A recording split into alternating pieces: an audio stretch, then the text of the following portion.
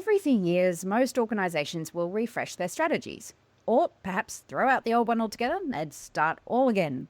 At the same time, it's often an opportunity to relaunch or refresh your organisation's values, especially if you've got a new CEO who wants to make their mark and leave a legacy. But how many employees out there could actually articulate their organisation's goals or strategy? How many could remember the company's values if you asked them right now? Well, there's lots of different pieces of research out there, but the bottom line is that it's not good. Very few leaders responsible for executing strategy can remember at least 3 of their company's strategic priorities. In some cases, it's as low as just 1 in 4 can remember. When we know that only about 30% of messages are making their way to the front line through leaders, then you can guess how few frontline employees can actually articulate your company's strategic goals. Then we have company values, and the story there isn't much better.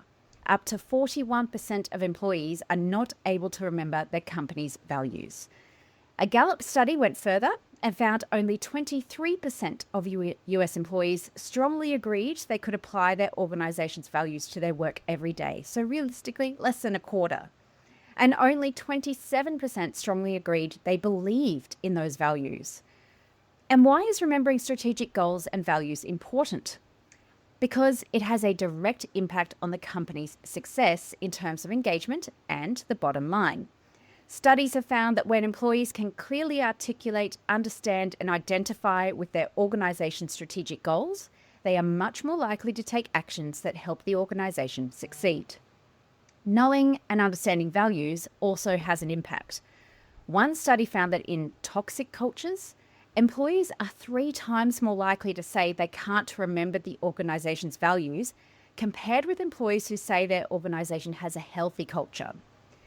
So, we know that being able to understand and apply strategic goals and values is critical. But how do we actually make that happen? How can we, as leaders and comms and change professionals, do things differently to get the business outcomes we need? That's what today's episode is all about. Hello, friend, and welcome to this week's episode of Less Chatter, More Matter. I'm your host, Mel Loy, and I'm recording this on the lands of the Yagara and Turrbal people here in Meanjin, Brisbane.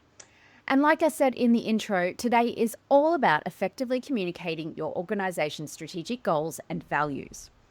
And what I mean by effectively is not just broadcasting these out to the organisation and hoping they'll stick. It's about finding ways to really help people, not just remember them, but understand those goals and values, and importantly, what they mean for them and their roles. Because when we don't do that, we're not helping the organisation achieve its business goals, and we're not helping employees have a sense of purpose and clarity on what they should be working towards and how. So, I'm going to share 6 tactics you can experiment with to really make sure these goals and values make it all the way to the front line and lift the organisation's game. So let's get stuck into it. Tip number 1, first and foremost, it's about co-creating your strategy and values with the team. And I mean the whole team, not just your executives and HR. I've mentioned this before on the podcast, but I'll bang on about it again because it's so important. When people have a sense of ownership, they have skin in the game, which means they actually care about the end product and they're more likely to drive support for it in your business. People don't like change when they feel like it's happening to them, but if they've had a say in it, they're much more comfortable with change. For my regular listeners and readers, you'll remember the IKEA effect. For those who need a refresher, this is the idea that we value something more if we've had a hand in creating it, even if it's worth less by all other standards. It also relates to the endowment effect, where we value something we own more than something we don't own. There's another psychological principle at play here too, and that is the concept of psychological reactance. Now, this principle basically means that if we perceive our freedom is threatened, or that someone is trying to get us to do something against our will, we will push back, even when it's not logical to do so, but more so if we feel like it goes against our values or beliefs. Some people and cultures are more reactant than others, of course, but it's a pretty standard tendency for most humans. But the other great thing about getting people from across your organization involved is that it taps into this sense of social identity. It means that when people feel like they see themselves as part of the organization's mission, they are much more motivated and committed. Basically, they want to feel like an insider. And when you have that insider status, you tend to be more engaged. So getting people in from the beginning to help shape what the end product will be is good for a whole stack of reasons. And when we consider those stats that I mentioned at the top of the episode about the low rates of remembering values and strategic goals, these kinds of co-creation activities can really help to turn that around. Now, importantly, from a comms perspective, make sure you talk about this co-creation activity loudly and proudly. Show your audiences that their voices are being included in shaping strategy and values. Don't just say, "We listened." Give tangible examples of how their voices have shaped the end product. It helps provide some powerful social proof to your audiences, but it also shows you genuinely consulted and listened. And that grows a sense of value and trust, which again helps to drive change. So that's tip number 1, co-creation. Tip number 2 is keep them simple and memorable. A huge problem with strategic goals and company values that I see all the time is that they're too long and there's too many of them. If you have like 8 values, nobody is going to remember them. If you have 5 strategic goals that are 2 paragraphs long, nobody's going to remember them. And it will be especially difficult for people to understand or relate to them. Now, part of this is to do with the fact that we live and work in very noisy worlds where we are being overwhelmed by information from multiple sources all of the time. Our brains are working really hard to sift out what's important and what's not. And when you're in the midst of your day-to-day work, strategic goals probably aren't a priority. It's also to do with cognitive load theory, which basically means we can only remember a certain number of new things at once. So some research shows that can be up to 7 new things, but the average tends to be about 3 to 4. And of course, it gets worse as we age, yay. So when you introduce these goals and values for the first time, if there's too many of them, they are very unlikely to be remembered. So what can we do to keep them simple and memorable? Firstly, try and keep it to 3. 3 values, 3 goals. 3 is easy to remember because our brains love 3s, they love patterns. And the number 3 is when patterns start to emerge. Also, it's all about that cognitive load I just talked about. Let's make it easier for people to remember, not harder. Secondly, can you make those goals or values rhyme or alliterate or use some sort of poetic device like an acronym to help with memory? So for example, one client we have worked with asked us to come up with their values. They'd already done the research, but the drafts were pretty non-memorable. So we consolidated them into 3 C's: care, creativity, and connection. 3 things, all starting with the letter C. You can see right away how much easier that is to remember. And that's the thing. If people can't remember them, then they can't use them to help guide their behaviors and decision making. They just become worthless words in a document somewhere. So that's tip number 2. Keep them simple and stick to 3s.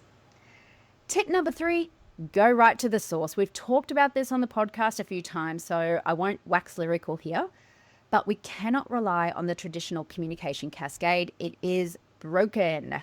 If you are not familiar with the term, communication cascade means we give messages to senior leaders to pass on to their direct reports, to pass on to their direct reports, and so on. But we know from multiple studies that only about 30% of messages ever make it to the front line, and only about 40% even make it to middle managers. So it's really no surprise that frontline employees have very little connection to or knowledge of strategic goals and values. So what can we do instead? This is about approaching your audiences from all angles. Go direct to them where you can, to their leaders, to their peers. It's not just top down. It's also about bottom up, inside out, outside in. You should have channels to reach people directly. If you don't, it's time to invest in them. Of course, they need to be carefully governed so they don't get bombarded with crap. But think also about who the trusted voices are. So people's peers, their team leaders, and how to get them involved. Importantly, like I said in tip 1, get people to co-create those comms with you, not just co-creating the values and the strategy. Again, it gets buy-in and can really help distribute comms more effectively anyway. One other idea here, LinkedIn. It's a channel as much for your current employees as your potential employees. A lot of people follow their own companies on LinkedIn, so do consider it as another channel to reach them. So that was tip number 3, go right to the source. Tip number 4, repeat, repeat, and repeat some more. Another common issue with launching a new strategy and new values is that it can be just a set and forget situation. You mention them once in a flurry of comms and then there's nothing more. Radio silence for months until performance reviews or annual results or AGM roll around. Now, like everything new, if we want to remember it, we need to repeat it. It's like learning a language. If you don't practice and learn vocabulary over and over again, it's very unlikely to stick. In fact, when you learn something new, it is likely you'll forget about 75% of it within the next 48 hours. So this harks back to the Ebbinghaus forgetting curve, which again I've spoken about before. But quick refresher, Ebbinghaus was a German psychologist from the late 1800s who pondered why he forgot so much information immediately after learning it. So he ran some experiments and came up with a plotted curve on a graph that showed a dramatic reduction in memory in the hours and days after learning. However, that timeline got pushed out further with each repetition of the new information. Now, the caveat to this experiment was that he was the only subject, but more recent experiments have since replicated those results. So what's the point here? Repetition is key to getting these strategic goals and values to stick. That doesn't mean banging people over the head with them at every opportunity. When you mention them, they need to be relevant and meaningful mentions, or people will get fed up and it's just going to become white noise. Also, they should be repackaged in different ways as you repeat them. So remembering that people have different preferences for communication, but also because you want to keep them interesting. If you just keep saying the same thing over and over again the same way, it becomes just white noise in the background. But if you say it in new and unexpected ways, it cuts through. So let's think about what this repetition could look like. Maybe it's a short video, then a blog post, an email, some mentions on Viva Engage. It could be that each week you focus on just one value or one goal and go deeper. You might get some team members talking about what it means for them or examples in action. There's lots of ways to repeat and embed. It just takes getting a little bit creative. So that's tip number 4, repeat, repeat, repeat. Tip number 5, make it easy and fun. Corporate comms, let's face it, can be really, really boring. Why would you continue to pay attention to a TV show if it was boring? Would you keep playing a sport or a game if it was boring? Our brains need stimulation. We need to bring a bit of fun back into corporate communication, especially if you want people to pay attention. You can still be fun and serious about your goals and values. The two are not opposite concepts. But again, it takes getting a little bit creative. So, can you bring gamification or competition into the mix? So, for example, teams might be awarded points for showing values in action, and at the end of the year, prizes are awarded to teams with the most points. Or is there a team member who is also a talented artist who could design something for you to put on a t-shirt or a wearable item like a wristband? These are just ideas off the top of my head. I'm sure you can come up with more that would work well in your context. But think about things where you can not only draw attention to the goals and values, but celebrate and recognize people in the process. The second part of this is making it easy. If your comms and engagement activity is challenging to participate in or challenging to understand, people just won't. They won't pay attention. So what does easy look like? So firstly, consider what hard looks like. It's things like intranet sites you can't access because of permission settings, having to log on to multiple systems, using language and jargon that's hard to understand, having everything digitally based when you have a team member who is never in front of a computer, or members who never have time to use their devices. I could go on. So easy is the opposite of all of that. Your audience can engage with comms in the way that works best for them. You've just got to find that out. So it could be a simple QR code to fill out a form or a poster in the break room. And if you're not sure, ask. Ask them what's going to work. And remember, a large part of comms is experimenting. Test and learn, keep refining as you go, and that will make it easier and fun. Okay, the final tip is perhaps one of the most important because it is at the crux of it all. using concrete language in your values and comms. I'm sure you've all seen values before, like respect and integrity. And I always find that so interesting because integrity, honestly, should just be a baseline expectation, not a value. But also, what do those words even mean? They're open to huge differences in interpretation. They are concepts. They are far too vague for people to be able to easily get behind. And this extends to goals too, and to mission statements and purpose statements. So, for example, Commonwealth Bank, which is Australia's biggest bank, it has 3 values: care, courage, and commitment. And those are pretty good because they're fairly action-oriented. But then you read their purpose statement, which is building a brighter future for all. Like, what does that even mean? And it could belong to pretty much any business in any industry. Rio Tinto, their values are very similar: care, courage, curiosity. There seems to be a C's theme going on. But their purpose statement is a little clearer, and it is, we're finding better ways to provide materials the world needs now and in the future. It's really clear. And why does this matter? Because meaningful, clear values and goals that feel tangible are also values and goals that are sticky. They're easy to remember. They're easy to put into practice every day. There was some really interesting research by Carlton et al. In 2014, and they looked at the impact of what they called image-based words on a company's mission or purpose and how well that resonated with employees. And as part of their experiment, they used a toy company and they had 2 versions of a purpose statement. Now, the weak imagery version read, "Our vision is that our toys, all of them made to perfection, will be enjoyed by all of our customers." The strong imagery version read, "Our vision is that our toys, all of them crafted flawlessly by our workers, will make children and families smile." So you may have noticed 2 big differences between those statements. The second one talks about crafted flawlessly by our workers, which provides a much stronger visual than made to perfection. And the second one ends with make children and families smile, which again provides a much stronger visual than will be enjoyed by our customers. Not really surprisingly, that second version, the image-heavy one, held much stronger resonance and recall. And it's because our brains are wired for visuals because they tell a story. It is so true that a picture tells 1,000 words, and the researchers concluded that companies should focus on language that triggers mental images. So using familiar objects with physical features and familiar observable actions, rather than using abstract terms. Basically, people need to be able to see it in their minds and relate to it. So this aligns with other research on using concrete rather than abstract language. So if you've read my books, you'll know I talk about this effect before.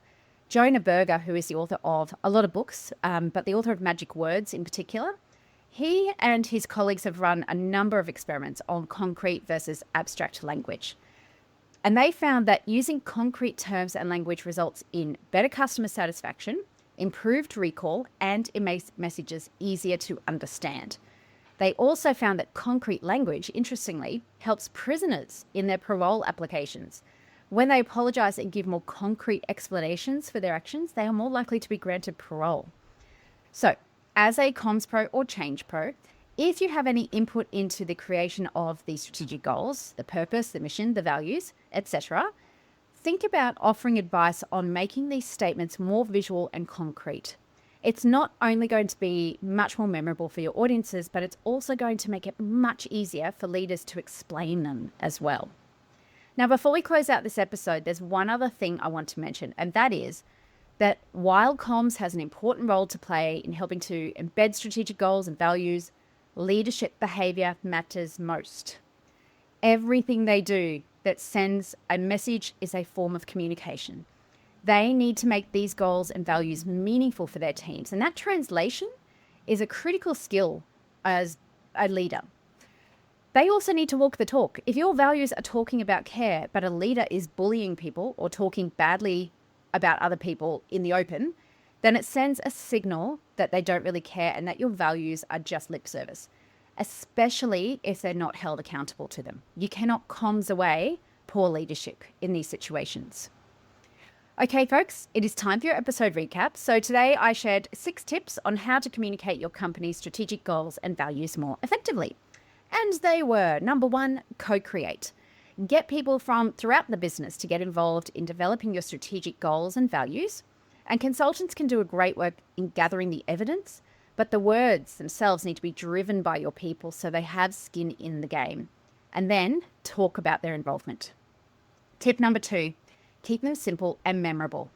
Stick to 3 values and 3 goals, keep them short, and think about using devices like rhyme or alliteration to help make them easy to remember.